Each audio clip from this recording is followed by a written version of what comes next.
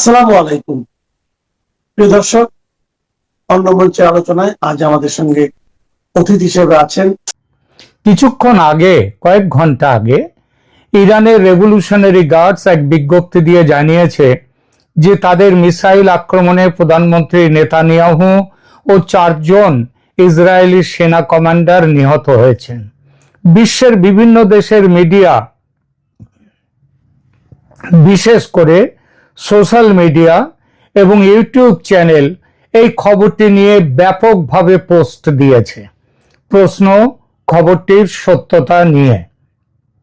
খবরের উৎস আগেই বলেছি, ইরানের রেভলিউশনারি গার্ডস কোর বা আইআরজিসি গত শনিবার তেহরানে ইসরায়েলি বোমায় ইরানের সর্বোচ্চ ধর্মীয় নেতা আয়াতুল্লাহ খামেনেই সহ বেশ কয়েকজন ইরানি কমান্ডারের নিহত হওয়ার পর ইরান বলেছিল খুব তাড়াতাড়ি এই হত্যার বদলা নেবে তারা। আর তার 48 ঘন্টা কাটতে না কাটতে ইরানের বিপ্লবী বাহিনীর এই ঘোষণা তারা নেতানিয়াহুকে মেরে ফেলেছে। তাকে একা মারেনি, সঙ্গে আরো কয়েকজন ইসরায়েলি কমান্ডার তারা মারা গেছেন।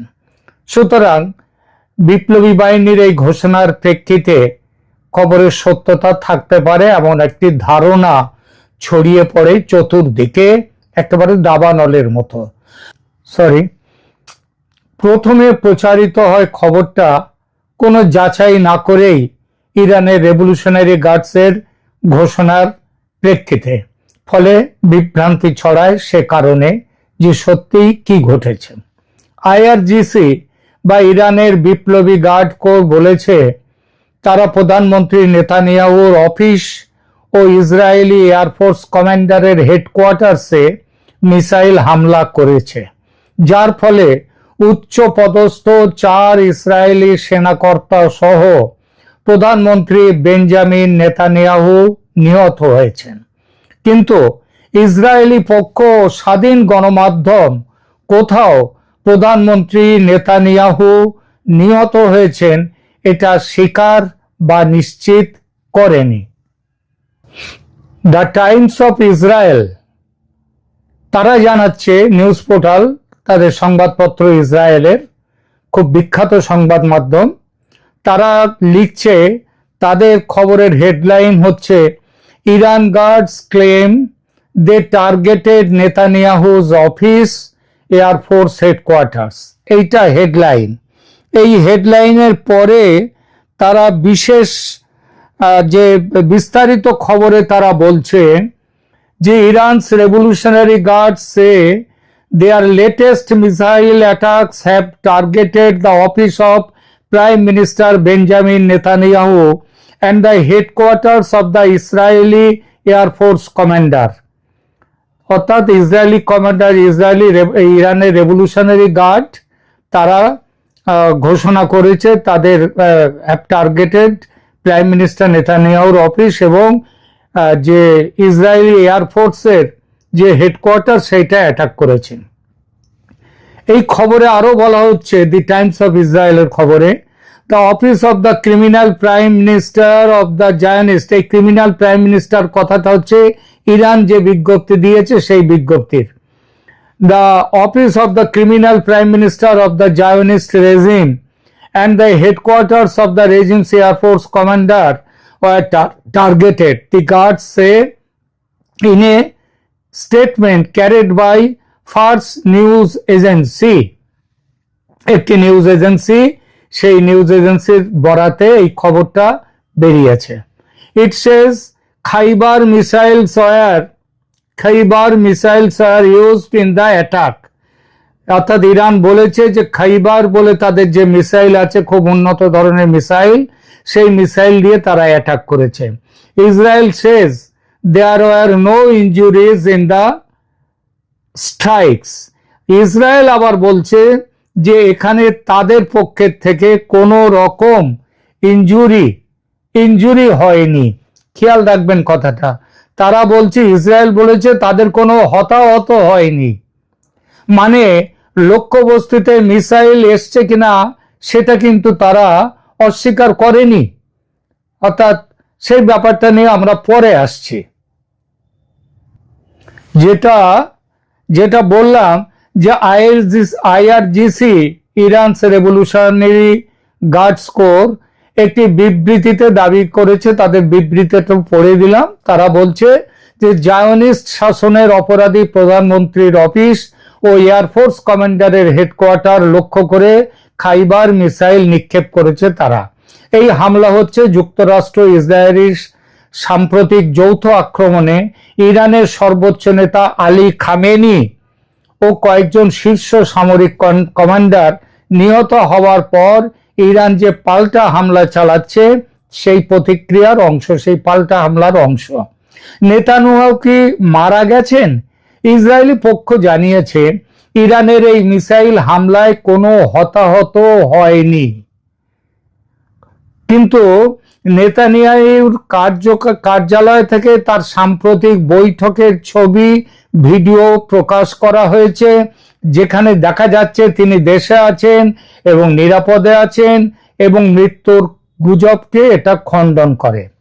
আর এক জায়গায় নেতানিয়াহু নিহত বা হত্যা টাইপের পোস্ট খুব ঘুরছে ও কিছু মিডিয়াতে, কিন্তু সেগুলোকে ভুয়া বা ভাওতা হিসাবে চিহ্নিত করা হয়েছে।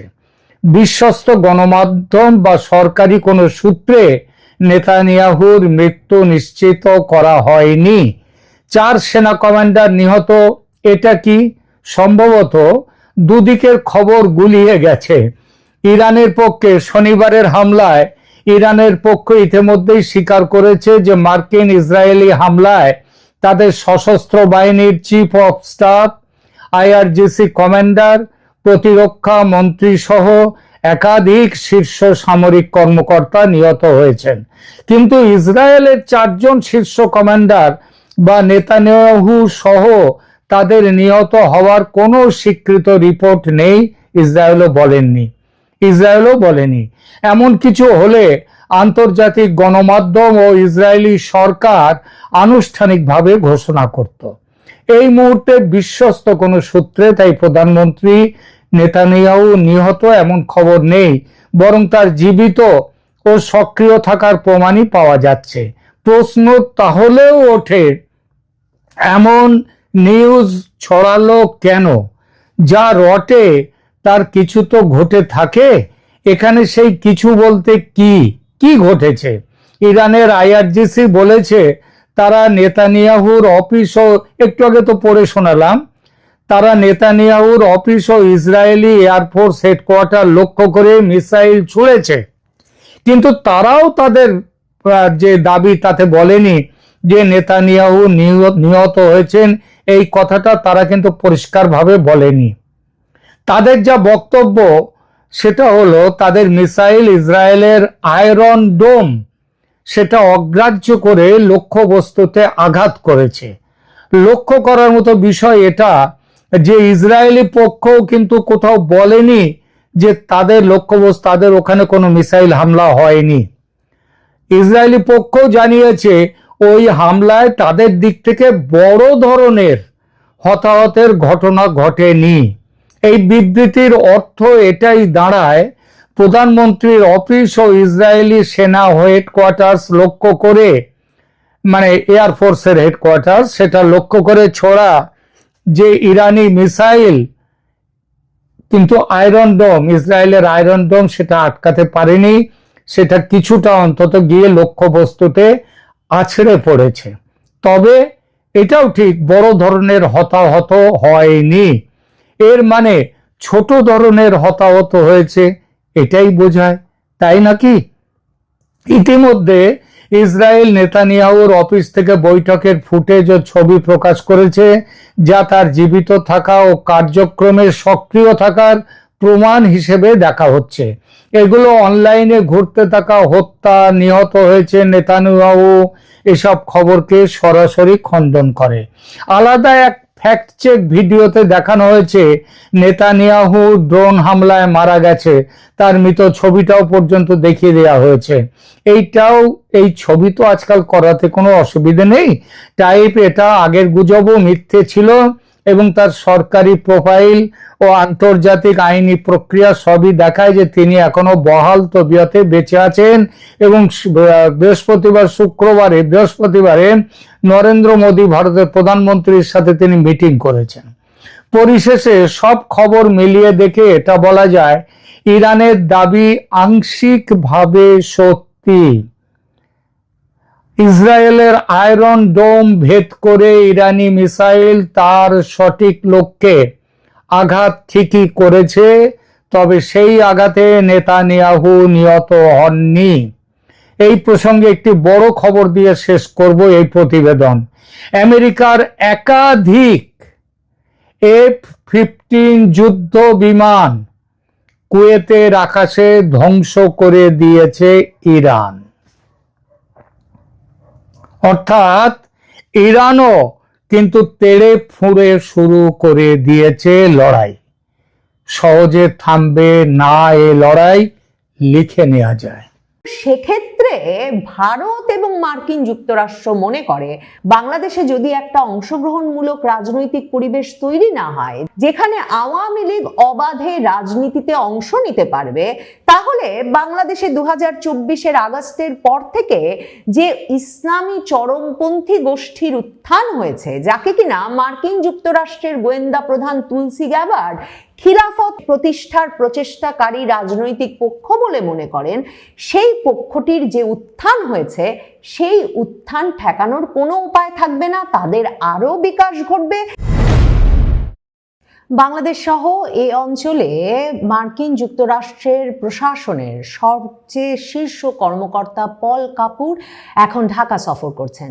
ট্রাম্প প্রশাসনের দক্ষিণ ও মধ্য এশিয়া বিষয়ক সহকারী পররাষ্ট্রমন্ত্রী পল কাপুর ঢাকায় এসেছেন দিল্লি হয়ে, এবং ঢাকায় এসে তিনি পররাষ্ট্রমন্ত্রী, পররাষ্ট্র প্রতিমন্ত্রীর সঙ্গে বৈঠক করেছেন। বৈঠক শেষে তিনি এক কথায় বলেছেন, বৈঠক ভালো হয়েছে। এছাড়া সে বৈঠক নিয়ে আর বিস্তারিত এখনো কিছু জানা যায়নি। তবে পররাষ্ট্রমন্ত্রী, পররাষ্ট্র প্রতিমন্ত্রীর সঙ্গে তার যুক্তরাষ্ট্রের সঙ্গে বাংলাদেশের করা বাণিজ্য চুক্তি নিয়ে যেমন আলাপ হয়েছে, তেমনি জিসোমিয়া এবং আকসা দুটো সামরিক চুক্তি নিয়ে আলাপ হওয়ার কথা রয়েছে বলে বিভিন্ন কর্মকর্তাদের সূত্রে এর আগেই জানা গিয়েছিল।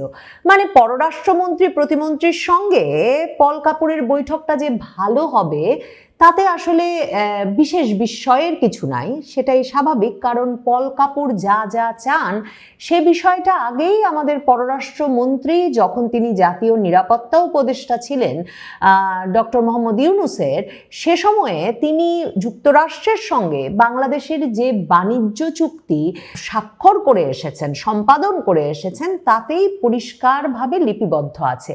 পল কাপুর অবশ্য শুধু বাণিজ্য নিয়ে আলাপ করতে ঢাকায় আসেন নাই, তার এই সফরের বা তার যা কর্মপরিধি, তার এই পদের মানে দক্ষিণ ও মধ্য এশিয়া বিষয়ক সহকারী পররাষ্ট্রমন্ত্রী হিসেবে তার একটা গুরুত্বপূর্ণ কাজ তো অবশ্যই মার্কিন যুক্তরাষ্ট্রের বাণিজ্য বৃদ্ধি, কিন্তু তার পাশাপাশি তিনি আঞ্চলিক নিরাপত্তা এবং ভূ রাজনৈতিক কৌশল নির্ধারণেও ট্রাম্প প্রশাসনে অত্যন্ত গুরুত্বপূর্ণ ভূমিকা পালন করেন। কাজেই বাংলাদেশের আভ্যন্তরীণ রাজনীতি, বাংলাদেশের সঙ্গে প্রতিবেশী দেশগুলোর সম্পর্ক, ভূরাজনৈতিকভাবে বাংলাদেশের কৌশল নির্ধারণে মার্কিন যুক্তরাষ্ট্র কি চায়, সেসব ব্যাপারেও পল কাপুরের এই বৈঠক অত্যন্ত গুরুত্বপূর্ণ বটে।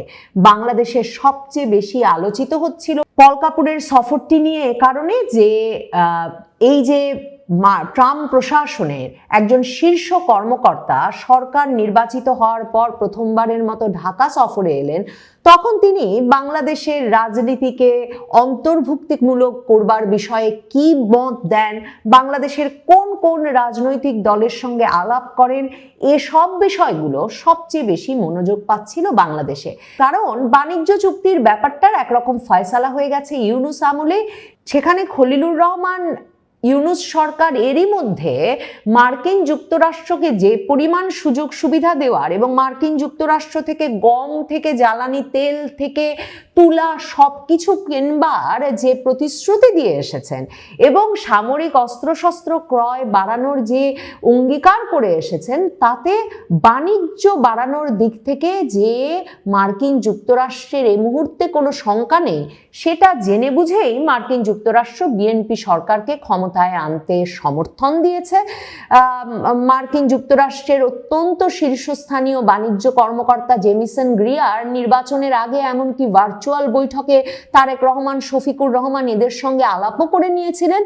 আর মার্কিন যুক্তরাষ্ট্রের তরফে পরামর্শেই খলিলুর রহমান যে পররাষ্ট্রমন্ত্রী হয়েছেন, যাতে বিনা বিঘ্নে কোনো অসুবিধা ছাড়া ইউনূস আমলের বাণিজ্য চুক্তিটা নতুন সরকার পালন করে ফেলে, সে কারণেই যে খলিলুর রহমানকে পররাষ্ট্রমন্ত্রী পদে বসাতে হয়েছে, সেটা বুঝতেও আসলে বিরাট বিশেষজ্ঞ হবার কোনো প্রয়োজন নাই।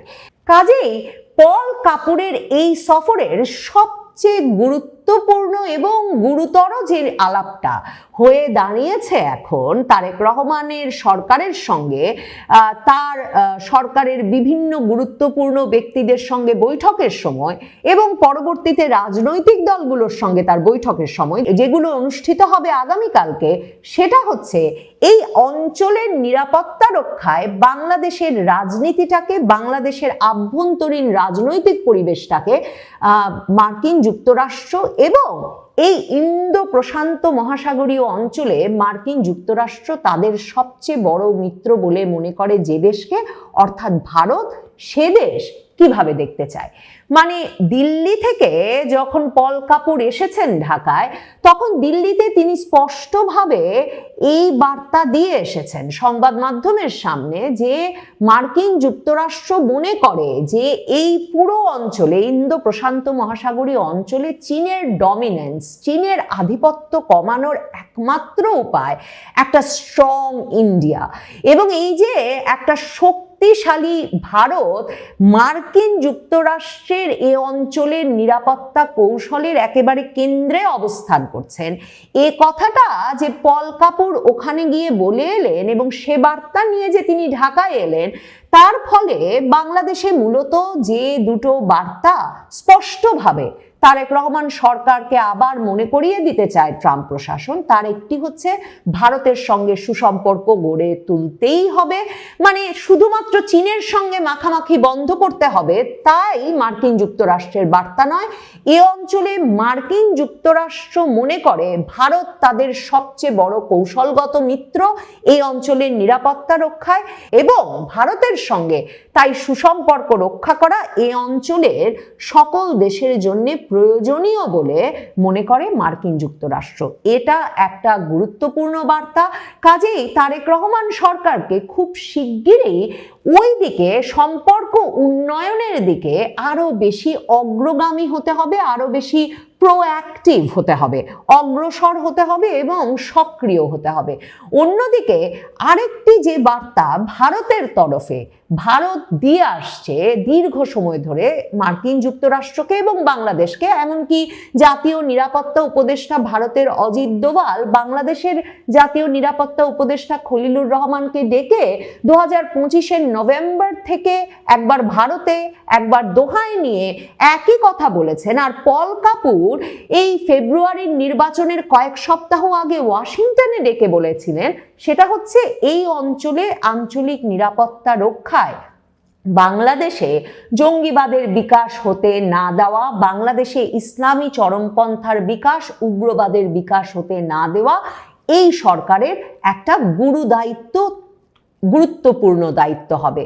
এবং সেক্ষেত্রে ভারত এবং মার্কিন যুক্তরাষ্ট্র মনে করে বাংলাদেশে যদি একটা অংশগ্রহণমূলক রাজনৈতিক পরিবেশ তৈরি না হয়, যেখানে আওয়ামী লীগ অবাধে রাজনীতিতে অংশ নিতে পারবে, তাহলে বাংলাদেশে 2024-এর আগস্টের পর থেকে যে ইসলামী চরমপন্থী গোষ্ঠীর উত্থান হয়েছে, যাকে কিনা মার্কিন যুক্তরাষ্ট্রের গোয়েন্দা প্রধান তুলসি গ্যাবার্ড খিলাফত প্রতিষ্ঠার প্রচেষ্টাকারী রাজনৈতিক পক্ষ বলে মনে করেন, সেই পক্ষটির যে উত্থান হয়েছে, সেই উত্থান ঠেকানোর কোনো উপায় থাকবে না, তাদের আরো বিকাশ ঘটবে এবং এই বিকাশ একটা অস্বাভাবিক বিকাশ আওয়ামী লীগকে রাজনীতি করতে না দেওয়ার মাধ্যমে সৃষ্টি করা হয়েছে বলে ভারত মার্কিন যুক্তরাষ্ট্রকে স্পষ্টভাবে বলেছে এবং এই অস্বাভাবিকতার অবসান চায় বাংলাদেশের রাজনৈতিক পরিবেশে ভারত এবং মার্কিন যুক্তরাষ্ট্র।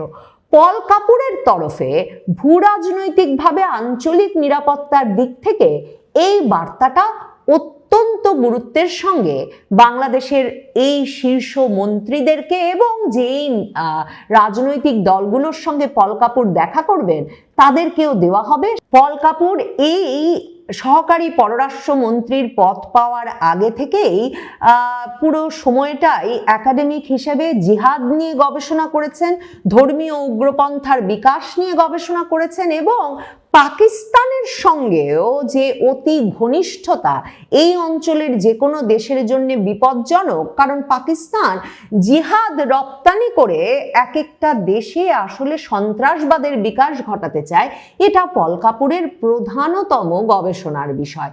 এহেন একজন ব্যক্তিকে, যিনি কিনা শুধুমাত্র ভারতীয় বংশোদ্ভূত নন, যিনি কিনা ভারতপন্থী হিসেবে মার্কিন প্রশাসনে দীর্ঘ সময় ধরে পরিচিত, এহেন ব্যক্তিকে এই অঞ্চলে যে ট্রাম্প প্রশাসন, প্রেসিডেন্ট ট্রাম্প নিয়োগ দিয়েছেন, তাতেই এবার তা স্পষ্ট যে বাংলাদেশের নবনির্বাচিত সরকারকে একদিকে যেমন ভারত বিরোধিতার কট্টর পন্থা থেকে সরে আসতে হবে, তেমনি ভারত মার্কিন যুক্তরাষ্ট্রের পরামর্শ গ্রহণ করে একটা অন্তর্ভুক্তিমূলক রাজনৈতিক পরিবেশ খুব দ্রুত তৈরি করতে হবে।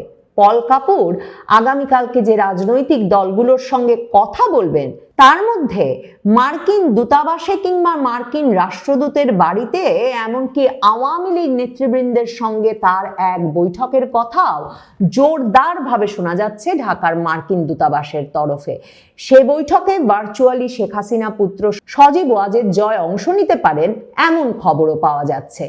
পল কাপুরের আগের সহকারী পররাষ্ট্রমন্ত্রী ডোনাল্ড লু বাংলাদেশে আসা মাত্র যেমন বাংলাদেশে বিরোধী রাজনৈতিক শিবিরের জন্যে, মানে তখনকার বিএনপি জামায়াতের মতো রাজনৈতিক দলগুলোর জন্য একটা ইতিবাচক পরিবেশ সাথে সাথে সৃষ্টি করতে পারেন নাই, তেমনি তারেক রহমান জানেন যে পল কাপুর সফর করা মাত্রই হয়তো রাজনৈতিক পরিবেশ পাল্টে ফেলতে হবে না, তবে মার্কিন যুক্তরাষ্ট্র রাজনৈতিক পরিবেশটাকে অন্তর্ভুক্তিমূলক করে তুলতে তার এবং তার সরকারের ওপর চাপ অব্যাহত রাখবে ভারতও।